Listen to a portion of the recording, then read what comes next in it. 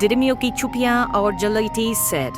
दरवे की छुट्टियां शुरू हो चुकी थीं। गांव के बच्चों में खुशी की लहर दौड़ गई थी। हर साल की तरह इस बार भी बच्चे किसी जगह जाने का मंसूबा बना रहे थे। बच्चों की इस टीम में अली, सारा, अहमद और फातिमा शामिल थे। उनके साथ साथ उनके दो अच्छे दोस्त बिल्ली और चूहा भी शामिल थे। अली ने तजवीज़ पेश की कि इस बार सबको जगह की सैर के लिए जाना चाहिए। सब ने अली की तजवीज़ पर खुशी से हाँ कर दी। अगली सुबह सब ने अपने खाना, पानी और ज़रूरी सामान रखा और जंगल की तरफ निकल खड़े हुए। जंगल में दाखिल होते ही बच्चों ने कुदरत की खूबसूरती का लुत्फ़ उठाना शुरू कर दिया। ये जैसे परिंदों की चहचहाहट, दरख्तों की सरसराहट और खुशबू से भरी हवा ने सबको बहुत खुश किया। लेकिन जल्द ही बच्चों ने महसूस किया कि जंगल में रास्ता तलाश करना आसान नहीं रहा। कुछ ही देर में वो रास्ता भटक गए। सूरज गुरूब हो रहा था और बच्चों में घबराहट शुरू हो गई थी।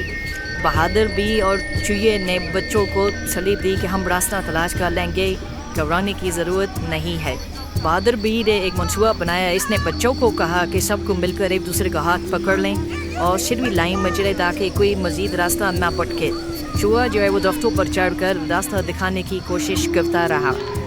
रास्ते में अली ने सच बताया कि इसने जंगल का नक्शा नहीं देखा था और सबसे झूठ बोला था, जिसकी वजह से आज ये मुश्किल सब पर आन पड़ी है। लेकिन वो आइंदा कोशिश करेगा और हम आपसे वादा करता है कि वो हमेशा सच बोलेगा और सब पर अपनी मर्जी प्रोफेशनल मुसलत करने की कोशिश नहीं करेगा।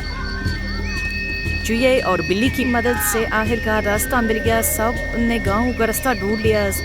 सब ने गांव पहुंचकर खुशी मनाई और दूसरे का शुक्रिया अदा किया। ये कहानी हमें सबक सिखाती है कि मिलजुल कर काम करने और एक दूसरे की मदद करने से मुश्किलात आसान हो जाती हैं। बस और सच बोलने की अहमियत को कभी नज़रअंदाज नहीं करना चाहिए।